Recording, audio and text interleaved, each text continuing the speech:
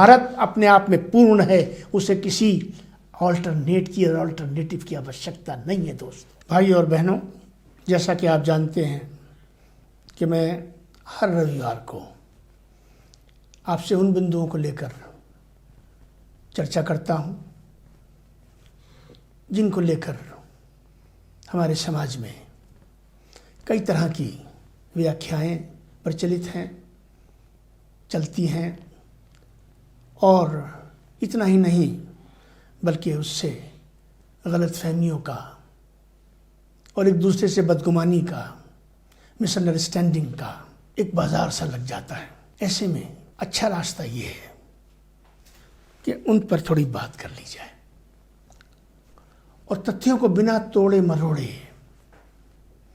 बिना किसी तरह का एडल्ट्रेशन किए हुए, मिलावट किए हुए खुलकर बात कर ली जाए। कुछ चीज़ों को खुद समझ लिया जाए, ताकि सबसे ज़्यादा दुखद जो स्थिति किसी समाज के लिए, किसी राष्ट्र के लिए होती है, वो होता है उस समाज के रहने वालों के बीच में एक दूसरे को लेकर जन्म लेने वाली विघटनकारी आस्थाएं, मान्यताएं, विचार, चरित्र इत्यादि। एक बात चलती है दोस्तों, और ये बात राष्ट्रीय स्वयंसेवक संघ से चलती है, हिंदुत्व की आइडियोलॉजी से चलती है, संघ परिवार से चलती है। संघ परिवार के जो जनक हैं, चाहे वो वीर सावरकर जी हों, चाहे आरएसएस के संस्थापक और उसके बाद के सरसंघचालक हों, ये बात वहाँ से चलती है। और उसमें मान्यता ये है कि भारत में रहने वाला, बसने वाला, भारत का हर एक शहरी,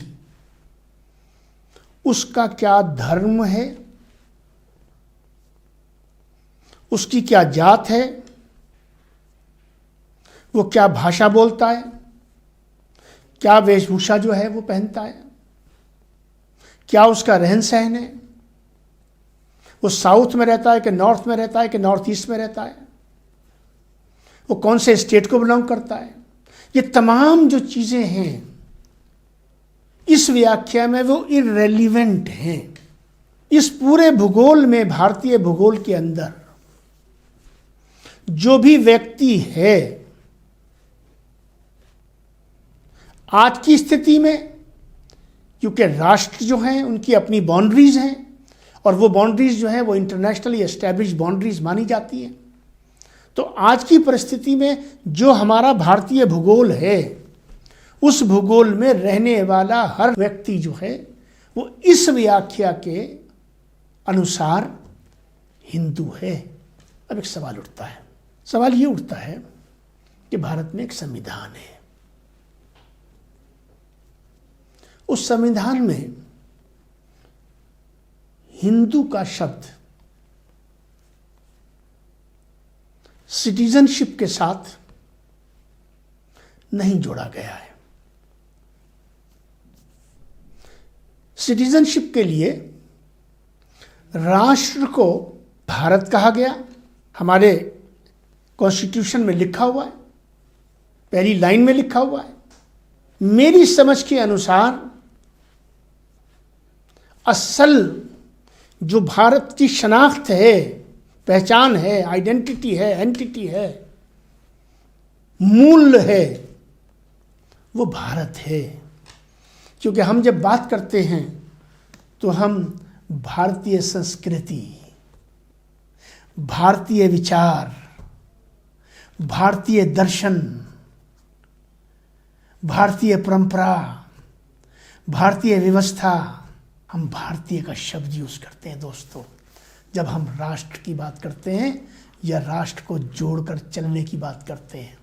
पहला भारत, दूसरा हिंदुस्तान और तीसरा इंडिया। इन तीनों को समान आधार के रूप में माना जाता है। मुझे यह समझ नहीं आया आज तक क्या हम अपने नाम को हिंदी और अंग्रेजी करते हैं? नाम होता है, फिर हिंदी और अंग्रेजी नहीं होती उसकी। तो मुझे ये समझ नहीं आता कि जब ये राष्ट्र भारत है जो अवश्य है, तो इसको 3-3 नाम देने की आवश्यकता क्या है? मैं भारतीय हूं, बात समाप्त हो जाती है। यही इसका प्रारंभ है, यही आरंभ है, यही इसकी समाप्ति है, यही इसकी पूर्ति है। एक विचार है जो राष्ट्र के बीच में रख रहा हूं और पूरी दृढ़ता से और पूरे कन्विक्शन से रख रहा हूं आपके बीच में। आह्वान कर रहा हूं, भारत को सिर्फ भारत रखा जाए, कोई जरूरत नहीं है उसके मुतबादिल रखने की, उसके ऑल्टरनेट रखने की। भारत अपने आप में पूर्ण है, उसे किसी ऑल्टरनेट की और ऑल्टरनेटिव की आवश्यकता नहीं है दोस्त। यहीं से बटाव शुरू हो जाता है। एक बात। दूसरी बात, एक प्रश्न उठता है हमारे समाज में, जो बहुसंख्यक वर्ग है, हमारे हिंदू भाई हैं, वो उनकी जो आइडेंटिटी है, रिलीजियस आइडेंटिटी, उसको हिंदू माना जाता है। तमाम रिकॉर्ड्स में पटवारी से लेके और ऊपर तक धर्म में हिंदू लिखा जाता है। ये मैंने नहीं किया शुरू, ये किसने किया है, कब शुरू हुआ है, मैं नहीं जानता। मैं उस डिटेल में जाना भी नहीं चाहता।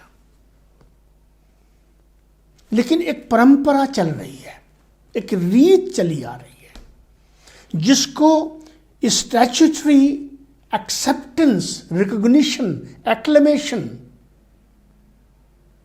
यूज के तौर पे, एप्लीकेशन के तौर पे, वैलिडिटी के तौर पे, यूटिलिटी के तौर पे, नैरेटिव और नरेशन के तौर पे एक एस्टैब्लिश्ड फैक्ट माना जाता है अक्रॉस द बोर्ड। जब कोई मैं फॉर्म भरता हूं और उसमें यूपीएससी का फॉर्म भर रहा हूं, मान लीजिए, उसमें कॉलम आ गया रिलीजन का, तो रामलाल तो हिंदू लिखेगा और ख्वाजा साहब मुस्लिम लिखेंगे या इस्लाम लिखेंगे, वगैरह वगैरह। तो यहां जो प्रॉब्लम है वो ये है कि अगर हर हिंदुस्तान में बसने वाले हर व्यक्ति को हम भारतीय माने, जो हमको मानना चाहिए, और जिसमें मेरा मत ये है कि फिर ये इंडियन और ये हिंदुस्तान, इसको ख़त्म करिए, तो ये झगड़ा निबटता है। जब हम ये कहते हैं हर व्यक्ति हिंदू है, 4 जुलाई 2021 को जब मेरी पुस्तक वैचारिक समन्वय व्यवहारिक पहल का सरसंचालक जी ने विमोचन किया, मैंने उस समय भी ये बात रखी थी और उन्होंने इसका बड़ा पॉजिटिव आंसर दिया था। मैं कहना चाहता हूं कि जब ऑफिशियल रिकॉर्ड में, कॉन्स्टिट्यूशन में हिंदू है नहीं, ऑफिशियल रिकॉर्ड में हिंदू एक रिलीजियस आइडेंटिटी के तौर पे लिखा हुआ है, वही प्रचलित है, ये मेरा किया हुआ नहीं है। मैं तो इस गुत्थी को सुलझाना चाहता हूं। उसमें जब तक हिंदू धर्म की शनाख्त के तौर पे रिलीजन के कॉलम में जहां जहां भी धर्म का जो आपका क्लासिफिकेशन में आपका लिखा जाना है, जिस धर्म से आप आते हैं वहां हिंदू लिखा जाता रहेगा, तो बड़ी विनम्रता से मैं उस पूरे वर्ग से पूछना चाहता हूं, संघ से पूछना चाहता हूं, संघ को कहना भी चाहता हूं कि मुझे ये बताइए कि धर्म के कॉलम में रामलाल हिंदू लिख दे, कोई दिक्कत ही नहीं है, क्योंकि रामलाल का कल्चरल नेशनलिज्म के पॉइंट ऑफ व्यू से, हिंदुत्व की आइडियोलॉजी के पॉइंट ऑफ व्यू से तो बात ठीक है कि हर शख्स हिंदू है, लेकिन जो कॉन्स्टिट्यूशनल व्यवस्था है, संवैधानिक जो व्यवस्था है, जिसके मैं और आप दोनों पाबंद हैं, वहाँ पे उस कॉलम में, रिलीजन के कॉलम में भी आपका हिंदू है और नेशनलिटी के कॉलम में भी आप हिंदू लिखेंगे।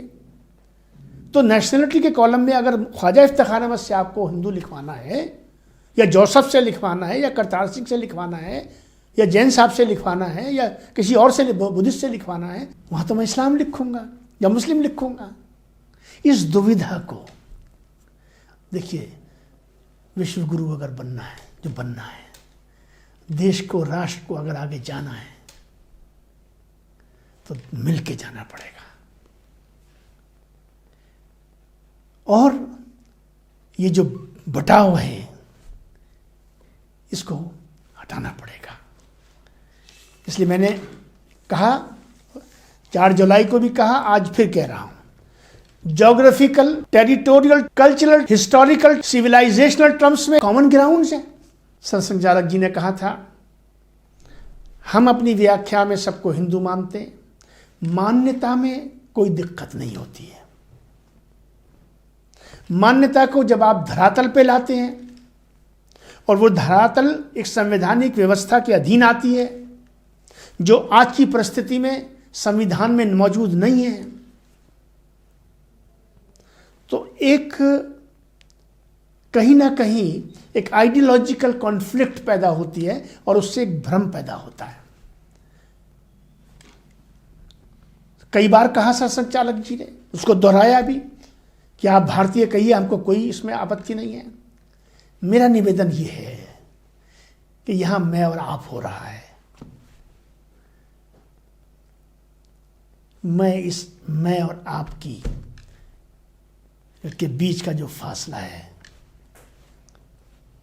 पूरे राष्ट्र से कह रहा हूं, अपने प्रधानमंत्री जी से कह रहा हूं, सरसंघचालक जी आपसे कह रहा हूं, पूरे संघ परिवार से कह रहा हूं, पूरे भारतीय समाज से कह रहा हूं।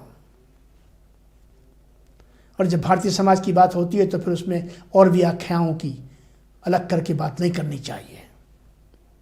आइए इस कंट्रोवर्सी को, ये कंट्रोवर्सी होनी नहीं चाहिए। ये क्यों बन गई है? इन कारणों से बन गई है, उन कारणों को हमें हटा देना चाहिए।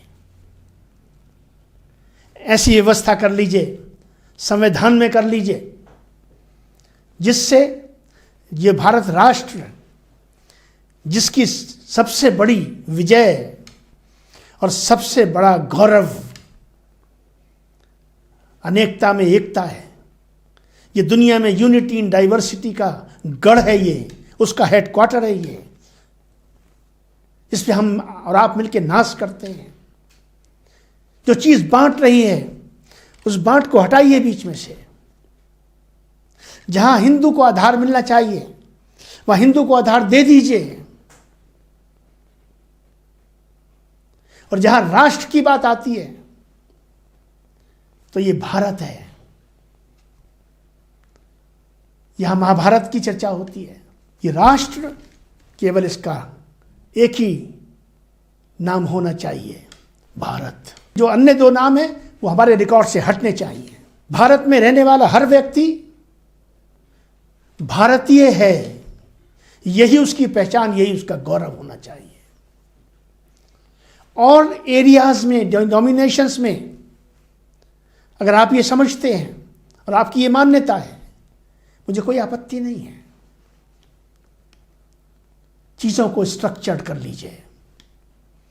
लेकिन जिस रास्ते पे हम चल पड़े हैं, जिस मंजिल को हमने पाना है, अगर हम इन बिंदुओं में फंसे रह गए और इन बिंदुओं पर हम तू मैं करते रहे और इफ्स एंड बट्स में फंसे रहे, तो ये जो सफर, इसकी जो गति है, जिससे हमारी प्रगति जुड़ी हुई है, इसमें व्यवधान पैदा होता है, रुकावट पैदा होती है। अपने इस प्रयास के जरिए से एक बार फिर ये निवेदन करते हुए कि मैं ख्वाजा इफ्तिखार अहमद, भारत का निवासी,